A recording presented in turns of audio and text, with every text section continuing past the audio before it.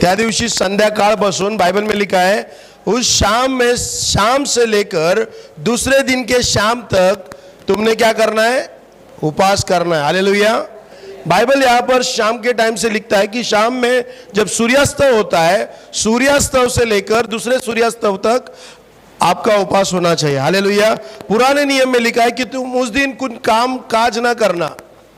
क्यों परमेश्वर ने शबात रहो या उपवास के दिन रहो, परमेश्वर ने क्यों कहा काम काज न करना?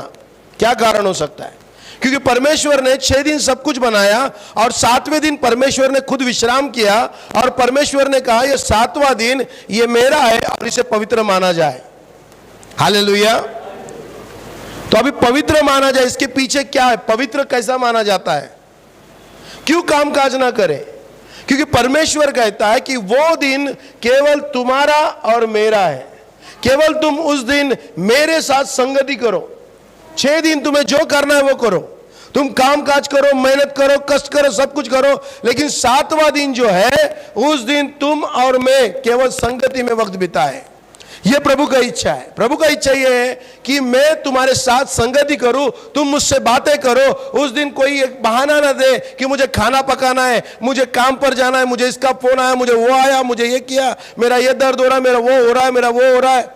इसीलिए परमेश्वर ने कहा उस दिन कुछ काम काज न करना, केवल तुम मेरे साथ में पवित्र क्या होना चाहिए? उस दिन को पवित्र बोलकर माना जाए। उपवास का भी अर्थ यही है। कई लोगों को लगता है उपवास मतलब मैं सुबह उठा, कुछ खाया नहीं पिया नहीं और मैंने उपवास किया तो उपवास हो गया। सुबह बिना कुछ खाते, बिना कुछ ब्रेकफास्ट करते मैं सीधा काम पर निकल गया और दिन भर भूल गया खाने के लिए, तो शाम में याद आया मैंने कुछ खाया ही नहीं, तो वो उपवास नहीं है, वो भूखा रहना है। हालेलुया। लेकिन उपवास का सही अर्थ है कि तुम अपने शरीर को तकलीफ देते हो। क्या होता है? वेदना देते हो। मतलब जो शरीर को भूख चाहिए, पानी चाहिए, जो भी चाहिए, उसकी जरूरत जो है उसको तुम क्या करते हो? मारते हो। उसे कहते हो कि आज मैं तुझे कुछ नहीं दूंगा, लेकिन आज मैं वेदना देकर परमेश्वर को अपने शरीर के द्वारा और दूसरा आत्मा के द्वारा परमेश्वर की आराधना करूंगा।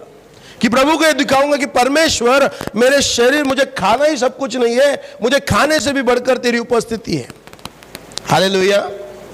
आपको मालूम कई मनुष्य का स्वभाव है, अगर उनको खाने के लिए नहीं मिला तो चिड़चिड़े हो जाते हैं, गुस्सा हो जाते हैं, क्योंकि खाना ऐसा। कई शादियों में बड़े बड़े झगड़े होते खाने की वजह से, कई चर्चेस में बड़े बड़े झगड़े होते खाने की वजह से। एक ऐसी चीज है खाना। इसीलिए परमेश्वर ने कहा कि उपवास करो। कलीसिया हर एक व्यक्ति ने उपवास करना जरूरी है। उपवास जो होता है वो उपवास सवेरे जब हम उठते हैं तब से उपवास शुरू नहीं होता है। बाइबल कहता है, बाइबल की अगर आप घड़ी देखोगे, बाइबल का अगर आप टाइम देखोगे, तो जब सूर्यास्त होता है शाम में 6 बजते हैं, जब सूरज ढलता है तब से आपका उपवास शुरू होता है। तब पूरी रात में आप कुछ नहीं खाना है। फिर दूसरे दिन में जब आप उठते हो, उठते बराबर पूरा दिन आप कुछ नहीं खाओगे। फिर शाम में जब सूरज ढलता है तब 24 घंटा होता है। कितना घंटा होता है? क्या आपने सुबह उठे 6 बजे और आपने कुछ खाया नहीं, समझो 6 बजे आप उठे, आपका उपवास शुरू हो गया 6 बजे, और शाम में 6 बजे आपने उपवास छोड़ा, कितने हो रहे घंटे? शॉर्टकट मार दिया, 12 घंटे का उपवास। 12 घंटे का दिन होता है, 24 घंटे का एक दिन होता है। और परमेश्वर ने भी जब सृष्टि रची तब उन्होंने रात में 12 बज गए और उन्होंने कहा नहीं कि 12 बज गए दूसरा दिन हुआ। परमेश्वर ने कहा भोर हुई, सांझ हुई और फिर सवेरे हुई, पहला दिन हुआ। ये परमेश्वर ने भी दिन ठहराया है।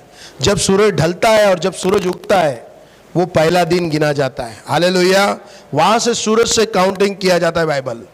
इसीलिए चर्च हमारे जब उपवास होते हैं, उपवास का सबसे महत्वपूर्वक जो महत्व है वो ये है कि प्रभु जब मैं उपवास में बैठता हूं तब तेरे साथ केवल मैं संगति करता हूं। केवल दिन भर मेरा टेंशन हो,